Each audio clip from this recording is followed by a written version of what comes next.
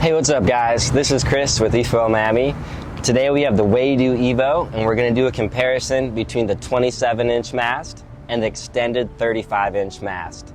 So you made the right decision that you want a Waydoo Evo, and now you have to decide which mast to get. So we're going to go over the differences between the two to help you make the right decision and get you foiling on the water as quick as possible. The nice thing, the modularity end of the board, if you do choose one, it's not so expensive to just swap out and grab the other one. There's just two screws that attach the mast to the fuselage. You pop those out, you wiggle it off, you pop the new one on.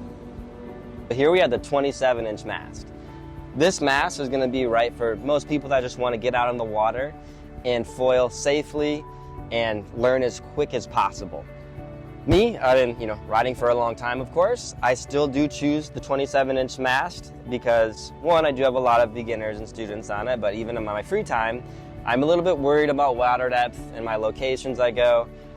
Even when I go in the ocean, I'm dealing with sandbars, and the longer mast is a lot more likely to actually hit the sandbar and make me fall off the board. So I still do choose the shorter mast. The reason why it's safer is that the shorter mast, you're less likely to actually taco into the foil, and you're less likely to hit it.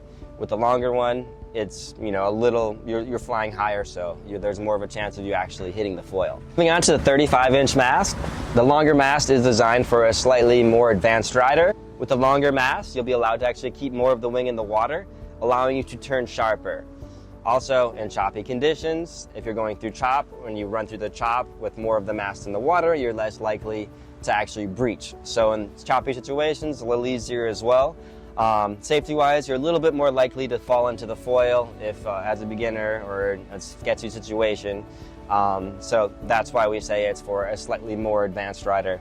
Between the two, you can choose the longer one even as a beginner and learn with it. It's just that slightly more likely to hit it, so you just have to be a little more careful when you're actually learning to foil, not to come up all the way out of the water, because it is more likely to fall into it because you're just falling from higher.